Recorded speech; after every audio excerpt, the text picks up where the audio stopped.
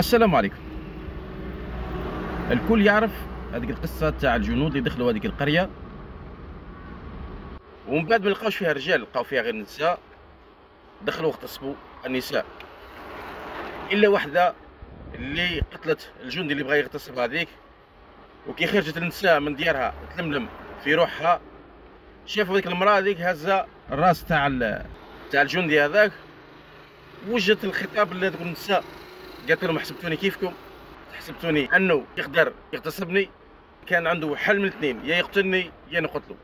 وعلى بالنا القصه كيف كملت، لانهم خافوا من العار وكل شيء قتلوا هذيك المراه. هذا الشيء نفسه صرا البارح وقتها. البارح كي ادلى الرئيس، ما نقولش الرئيس، كي ادلى المترشح الحر السيد عبد المجيد تبون بواحد تصريح، قال انه الجيش الوطني الشعبي راه جاهز وعنده ما يدير. لو تفتح لنا مصر الحدود بينها وبين غزة عنده ما يدير.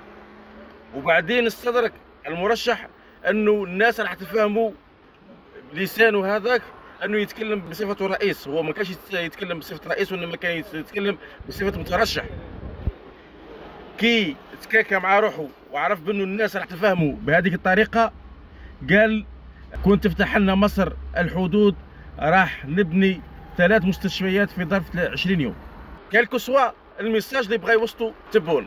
شفنا العاهرات من الخليج الى المحيط كاع الدول العربيه كل خرجوا يشككوا الاولى، خرجوا يستهزئوا، خرجوا يصفوا كلام تبون بانه لا حدث، انه يزايد، انه الحمله الانتخابيه خلاته يقول هذه الهضره. لكن اللي يعرف الشعب الجزائري واللي يعرف العقيده تاع الشعب الجزائري يعرف انه هذه القضايا مبدا يهضرها سواء الوزير او الرئيس او حتى المواطن العادي. نفس الهضره هذه كل يغنوها الغنيه هذه، ان الجزائري مع فلسطين ظالمه او مظلومه، الجزائري مع فلسطين ظالمه او مظلومه، ومع كل الشعوب المقهوره، كل الشعوب المحتله. هذا هو المبدا وهذه العقيده الجزائري. اما عقيده الجيش الوطني الشعبي، بل كان ما عندناش تصريح للجيش انه يخدم برا الحدود، لكن اليوم تبدلت واصبحت عنده السند القانوني اللي يخليه يخدم برا الحدود. البرلمان يوافق له ويخدم برا الحدود. كلام تاع المرشح الحر عبد المجيد تبون كيف ما كان والنية تاعو هو صادق،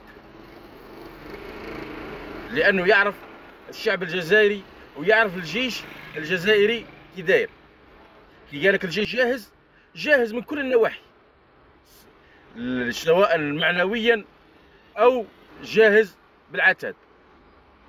هذا هو الجيش الجزائري، وهذا هو العقيدة تاع الشعب الجزائري.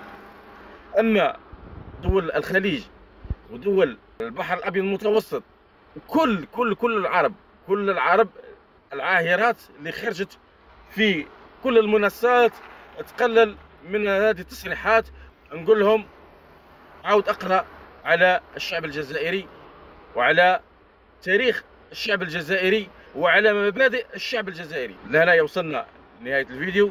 تهلاو في رواحكم. السلام عليكم.